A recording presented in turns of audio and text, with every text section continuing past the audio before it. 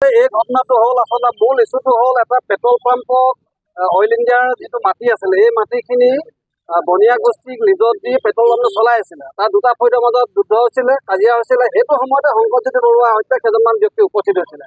আমি সংবাদ মাধ্যমৰ পৰা জানিব পৰা মতে এই তথ্যৰ পৰিস্থিতি হ'ল পৰৱৰ্তী সময়ত শংকৰজ্যোতি বৰুৱাই যিটো স্পষ্টকৈ ক'লে যে অইল ইণ্ডিয়াই যদি এনেধৰণে মাটি আবণ্টন দিয়ে বনিয়া গোষ্ঠীক, তেতিয়াহ'লে আমাৰ থলুৱা খিলঞ্জীয়াকো মাটি আবণ্টন দিয়ক, আমি বেপাৰ বাণিজ্য কৰিম। এই কথাটো ঢাকিবৰ কাৰণে আচলতে কোনোবা ৰাজনৈতিক নেতাই গ্ৰেপ্তাৰ কৰি হেণ্ডকাপ লগাই ঘূৰাই ভয় ভাবুকিৰে আচলতে ভীতিগ্ৰস্ত কৰিবলৈ বিচাৰিছিলে, ৰাজনৈতিকভাৱে হত্যা কৰিব বিচাৰিছিলে।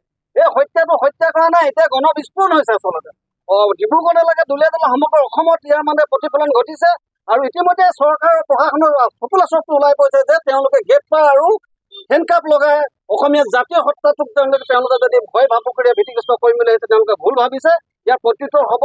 আৰু শংকৰজ্যোতি বৰুৱাই মুকলি আকাশৰ তললৈ অহালৈ আমি বাট চাইছো। যদি সোনকালে মুকলি আকাশৰ তললৈ নাহে, আমি ৩২টা জাতীয় জনগোষ্ঠীয় সংগঠনৰ কিন্তু হাত সাৱটি বহিন্দাকে আমি বিশেষভাৱে আমি পদক্ষেপ ল'ম বুলি আজি এই সংবাদ মাধ্যমৰ জৰিয়তে আমি নেতাৰ ষড়যন্ত্ৰত তেওঁলোকে বলি হৈছে। গতিকে আৰক্ষী প্ৰশাসনক কৈছো যে তেওঁলোকৰ নিজৰ চাবিকাঠি নিজৰ হাতত ৰাখক। কেৱল ৰাজনৈতিক নেতাৰ মানে কেৱল ক্ষমতাৰ মূৰত ধৰিছে। এই ক্ষমতাৰ মূৰত ধৰাৰ ফলত এনেকুৱা ধৰণৰ ঘটনাবিলাক ঘটিছে। গতিকে আৰক্ষী প্ৰশাসনৰ এই ক্ষেত্ৰত সতৰ্ক হওক আৰু সজাগ হওক, নহ'লে তেওঁলোকৰ কোনো নিজে পথাৰ মাৰিছে বুলি এই কথাটো ৰাইজে মাতিবলৈ বাধ্য হ'ব। গ্ৰহণযোগ্য কথা নহয়, কাৰণ এজন প্ৰাক্তন ছাত্ৰ নেতাক এইদৰে একদম আপোনাৰ কোৰ্টৰ ন্যায়ালয়ৰ ভিতৰত যে আপোনাৰ হেণ্ডকাপ লগাই ঘূৰাই ফুৰিছে, এইটো এটা বহুত লাজ লগা কথা। কাৰণ তেওঁ এজন জাতীয়তাবাদী, এজন প্ৰাক্তন ছাত্ৰ নেতা। তেওঁ কি এনেকুৱা অপৰাধ কৰিলে তেওঁক যে আপোনাৰ হেণ্ডকাপ লগাই ঘূৰাই ফুৰিবলগীয়া হৈছে? কাৰণ ডিব্ৰুগড় চহৰত আমি দেখিছোঁ, ডিব্ৰুগড় চহৰত সমগ্ৰ অসমত এনেকুৱা দাগী অপৰাধী বহুত আছে। সেই অপৰাধীবিলাকতো আমি দেখা নাই কোনোদিন হেণ্ডকাপ লগাই ৰাজপথত ঘূৰাই ফুৰা। কিন্তু শংকৰজ্যোতি বৰুৱা এজন প্ৰাক্তন ছাত্ৰ নেতাক সৰু এটা মানে বনিয়া গোষ্ঠীয়ে কেছ এখন দিলেই বুলিয়ে যে তেওঁক লগালগ কৰায়ত্ব কৰি হাতত হেণ্ডকাপ লগাই পিনি যে একদম মানে ন্যায়ালয়লৈ লৈ যাব, ন্যায়ালয়ৰ জেল হাজতলৈ প্ৰেৰণ কৰিব, এইটো কিন্তু কোনো ধৰণৰ গ্ৰহণযোগ্য কথা নহয়। আমি ইয়াক তীব্ৰভাৱে গৰিহণা দিছোঁ। কাৰণ আজি আমাৰ সকলোকে আজি এটা ইগত লাগিছে। কাৰণ এজন ছাত্ৰ নেতাক এনেধৰণে যদি হেণ্ডকাপ লগাই ফুৰিছে, তেনেহ'লে দাগী অপৰাধীবিলাক তেওঁলোকে কি গতি কৰিব? এইটো বহুত ভাবিবলগীয়া কথা। আৰু আমি অতি সোনকালে শংকৰজ্যোতি বৰুৱাক মানে মুকলি আকাশলৈ আনিবলৈ অনুৰোধ জনাইছোঁ। আৰু যদি নানে তেনেহ'লে আমি ইয়াত গণতান্ত্ৰিকভাৱে আন্দোলন কৰিম বুলি আমি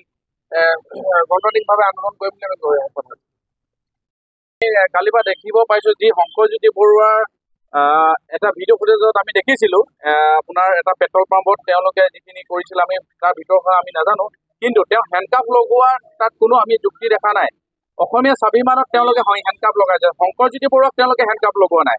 গতিকে আমি এটা কথা স্পষ্ট কৰিব বিচাৰিছোঁ, কোনোবা বনিয়া গোষ্ঠীয়ে, কোনোবা অনা অসমীয়া যদি অসমত যদি ব্যৱসায় কৰিবলৈ আছে, অসমত যদি থাকিবলগীয়া আছে, তেওঁলোকে কিন্তু অসমীয়া স্বাভিমানক কিন্তু আঘাত সানিব নোৱাৰিব, প্ৰথম কথা। আৰু দ্বিতীয় কথা, শংকৰজ্যোতি বৰুৱাক কালি যি ন্যায়ালয়ত হেণ্ডকাপ লগাই ঘূৰাই ফুৰিছিলে, সেই হেণ্ডকাপ লগাই ঘূৰাই ফুৰাটো কিন্তু আমি কোনো পধ্যে যুক্তি হিচাপে আমি মানি ল'ব নোৱাৰোঁ।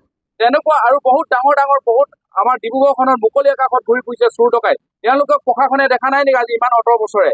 যদি তেওঁলোকে প্ৰশাসনে দেখা নাই, তেতিয়াহ'লে আমি প্ৰশাসনক দেখাই দিব আমি চেষ্টা কৰিম। আমি দেখাব পাৰিম যে তেওঁলোক কোনবিলাক মানুহে মুকলি আকাশত ঘূৰি ফুৰিছে আৰু কোনবিলাক মানুহক কিন্তু তেওঁলোকে হেণ্ডকাপ লগাই ন্যায়ালয়ত ঘূৰাই ফুৰিছে। সেই কথা আমি কিন্তু কেতিয়াও যুক্তি হিচাপে মানি ল'ব নোৱাৰোঁ। আৰু যদি শংকৰজ্যোতি বৰুৱাক অতি শীঘ্ৰেই যদি মুক্তি নিদিয়ে, তেতিয়াহ'লে কিন্তু ইয়াতকৈ ভয়াৱহ পৰিস্থিতি আমাৰ ডিব্ৰুগড়ত হ'ব, অসমত হ'ব।